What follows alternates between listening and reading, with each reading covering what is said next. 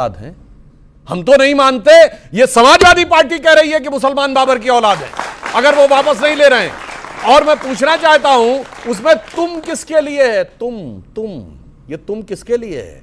तुम हिंदुओं के लिए है? नहीं नहीं नहीं, उसमें तो काट छाट करके रखनी है ना, तो वहां पर तो एक रखना है। औरंगजेब से लेके बाबर तक कभी नहीं कहना है कि उसमें से कौन अशरफ था, कौन अजलफ था, कौन अफजल था, कौन शेख था, कौन सैयद था, कोई उसमें कोई बहना नहीं था, कोई अंसारी नहीं था, कोई गद्दी नहीं था, कोई घोसी नहीं था, मगर यहां पे आके लड़ाना है। और किस लिए?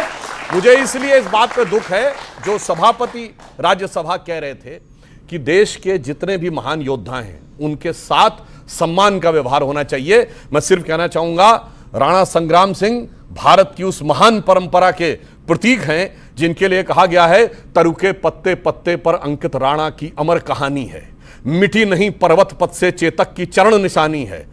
सांगा के 80 घाव लगे, मरहम पट्टी थी आंखों पर, फिर भी उसकी 80 मतलब तलवार। सांगा के 80 घाव लगे, मरहम पट्टी थी आंखों पर, फिर भी उसकी 80 बिजली सी फिर गई छपा छप लाखों पर। अब भी करुणा की करुण कथा हम सबको याद जबानी है, राणा तू इसकी रक्षा कर, ये सिंहासन अभिमानी। और अंत में मैं एक बात बोल दूं, अभी खड़गे जी बहुत दलित कार्ड खेल रहे थे। खड़गे जी के प्रांत कर्नाटक में कांग्रेस के एमएलए, दलित एमएलए अखंड श्रीनिवास मूर्ति, उनके भतीजे ने एक पोस्ट कर दिया था, उसको लेकर मुस्लिमों ने उनका पूरा घर तोड़ दिया। बाद में पीएफआई और एसडीपीआई वालों से अपनी पार्टी के दलित एमएलए के साथ नहीं खड़े हुए और आकर यहां राजनीति करने की बात कर रहे हैं। और आखिर में अखंड श्रीनिवास मूर्ति ने कांग्रेस छोड़ दी। अखंड श्रीनिवास मूर्ति ने दुखी होकर कांग्रेस छोड़ दी। सोचिए इन लोगों के चेहरे क्या हैं। ये इन लोगों के लिए हर चीज में लड़ाई लगवाना है, हिंदू मुसलमान हो या जात बिरादरी। ओके विवेक श्रीवास्तव, 50 सेकंड आपके पास है, फिर मैं बाकी मेहमानों के पास आऊंगा। विवेक, देखिए हिंदुओं में तो आप जाति में बांट देते हैं, दलित हो जाता है, महादलित हो जाता है, दलित में भी 2 हो जाते हैं, फिर उसके बाद ब्राह्मण, बनिया और ना जाने क्या क्या, ओबीसी सब करते हैं। मुसलमानों में तो नहीं गिना जाता ऐसा? गिनते हैं क्या? नहीं, देखिए मेरी बात सुनिए, अब ये मैटर्स को कॉम्प्लिकेट कर रहे हैं। अच्छा, पहली चीज तो ये बाबरनामा पढ़ लें, 500 से 600 के वीडियो, या तो 560 या 590 पृष्ठ पे लिखा हुआ है कि राणा सांगा ने अपने एनवॉय को बाबर के पास भेजा था कि मिलकर के हम युद्ध करेंगे लोदी के खिलाफ। और भी मैं कई टेक्स्ट कोट कर सकता हूं, लेकिन राणा सांगा गद्दार नहीं कहे जा सकते, क्योंकि अगर आप एक राजा हो, आप अपने एलाइज बनाते हो। औरंगजेब की सेना के अंदर राजा जसवंत सिंह भी थे, राजा जय सिंह भी थे। शिवाजी की सेना के अंदर मुस्लिम सिपाही और सेनापति थे। तो ये कभी भी इस्लाम वर्सेस हिंदुइज्म की लड़ाई थी ही नहीं, राजाओं की लड़ाई थी। राजा आपस में लड़ते थे। और यहां तक कि जब औरंगजेब दारा शिकोह से लड़ने आया, दारा शिकोह के समर्थन में राजपूत सेना थी, औरंगजेब के समर्थन में मराठा लैंडलॉर्ड्स थे, वॉरलॉर्ड्स थे। यह है सच्चाई। तो इसको कम्युनल रंग जब ये देते हैं, कम्युनल रंग जब आप देते हैं तो वो गलत है। आप औरंगजेब को गलत कहते हैं, कहिए, लेकिन उसके साथ वो सारे हिंदू राजा जो थे फिर उनको भी गलत कहिए। 30% से ज्यादा जो नोबेल्स हिंदू थे उनको भी गलत कहिए, और 80% से ज्यादा एडमिनिस्ट्रेटिव स्टाफ को भी गलत कहिए। जो तो प्रश्न पूछा हिंदू थे, जो बात डॉक्टर सुधांशु त्रिवेदी ने बोली, वही मेरा प्रश्न था आपसे कि मुसलमानों में आप एक पूरा एक मुश्त गिनते हैं और दूसरी तरफ आप डिवाइड करते हैं। तो सर इस्लाम में है ही नहीं जातिवाद। इस्लाम में कुरान के अंदर जातिवाद का वर्णन नहीं है। हमारे धर्म में 4 वर्ण, गीता में, वेदों, हर जगह पे हमारे यहां वर्ण हैं। ये कहेंगे वर्ण होता है, जाति नहीं होती। ये कहेंगे वर्ण होता है, जाति नहीं होती, लेकिन क्लियरली भगवत गीता में 4 वर्ण है। नहीं, इस्लाम में जाति नहीं होती, हाँ, लिखित में भी जाति नहीं होती। ठीक है ना? कोई भी पंडित मौलाना बन सकता है, कोई भी चर्च का फादर बन सकता है। हमारे यहाँ यह अधिकार सिर्फ एक जाति को है। एक सेकंड, वो कह रहे कि बंदा मुसलमान बताइए जो मुल्ला, मौलवी, मुफ्ती, मुकर्रम, हाजी, हाफिज बनाओ, बताइए। मैं बताता हूं, दर्जनों हमारे शेड्यूल कास्ट हैं। हमारी साध्वी निरंजन ज्योति शेड्यूल कास्ट भी हैं, महामंडलेश्वर भी हैं हमारे, कम से कम। और आपको याद हो वो शनि वाले महाराज जी, वो भी शेड्यूल कास्ट थे और धार्मिक गुरु भी थे। एक नहीं दर्जनों हैं। क्या बात करते। और सुनिए, मगर जब आरक्षण लेना होता है तो बंगाल की सरकार ने 91 जातियों को ओबीसी में जोड़ा, उसमें 73 मुस्लिम।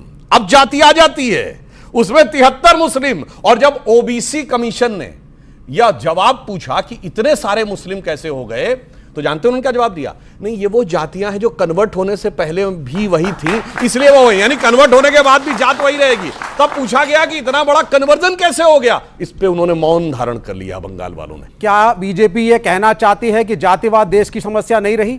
क्या ये कहना चाहते हैं देश में अनटचेबिलिटी कभी थी ही नहीं? तो राणा सांगो को गाली देने से, उनको गद्दार कहने से जातिवाद खत्म हो रहा है? औरंगजेब की शान में कसीदे पढ़ने से क्या जातिवाद खत्म हो रहा है? गौशाला को बदबूदार कहने से क्या जातिवाद खत्म हो रहा है? बदबूदार नहीं है। आप जब गाय कूड़ा खाती है सड़क पे, उसके लिए कोई नहीं करता। डिबेट है, गाय कूड़ा खाती है, गलत डिबेट है। उसके लिए प्लास्टिक बंद होना चाहिए और उसके लिए मुहिम चल रही है। 25 साल से ज्यादा एमसीडी में बीजेपी का शासन था, क्यों है गाय सड़क पे? दिल्ली के एमसीडी ले दिल्ली आया, के अंदर कमाल की बात है। ओके, एक सेकंड मैं आता हूं आपके पास। राजकुमार भाटी, आपका इस चर्चा में स्टेक बहुत हाई है और मैं इसलिए जिम्मेदारी से इस बात को बोल रहा हूं।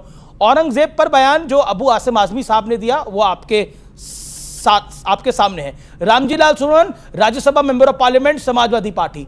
अखिलेश जी, आपकी पार्टी के सर्वोच्च नेता, क्या आपको लगता नहीं है कि आप लोगों ने इंस्टिगेट किया, आपने उकसाया? अब कांग्रेस का एक बड़ा नेता मध्य प्रदेश का साधु संतों को, महामंडलेश्वरों को सांड तक कह रहा है, मतलब क्या बचता है बचाने को इसके बाद? अब एक तो सुधांशु त्रिवेदी जी ने रामजी लाल सुमन जी के बयान का जिक्र किया, कहा कि उन्होंने ये कहा कि सारे मुसलमान औरंगजेब की औलाद हैं। नहीं, बाबर की औलाद, उन्होंने कहा मुसलमान बाबर की औलाद, बाबर की औलाद हैं। बिल्कुल उलट कह रहे हैं। भारतीय जनता पार्टी के लोग ऐसा कह के प्रदर्शित करने की कोशिश करते हैं कि सारे मुसलमान मुगल हैं, और हम हमेशा खंडन करते रहे हैं। आपकी डिबेट में भी कई बार किया था कि सारे मुसलमान मुगल नहीं हैं। किस बीजेपी के नेता ने बोला? सुमन ने जी सदन के अंदर यह बोला कि अगर मुसलमान बाबर की औलाद हैं, अगर कुछ छोड़ गए, आधा सच बोलना झूठ बोलने से भी ज्यादा खतरनाक होता है। वो कह रहे हैं अगर मुसलमान बाबर की औलाद हैं, देख लें आप। फिर आपने कहा कि तुम किसके लिए कहा? उन्होंने कहा फिर तुम किसकी औलाद हो? तुम कहा बीजेपी वालों के लिए, क्योंकि ये बीजेपी वाले ही तो कहते हैं हम महापुरुष, लेकिन आपने उसमें जोड़ दिया हिंदू समाज के लिए कहा। हिंदू शब्द उन्होंने प्रयोग ही नहीं किया। पूरे उनकी स्पीच में कहीं हिंदू शब्द नहीं है।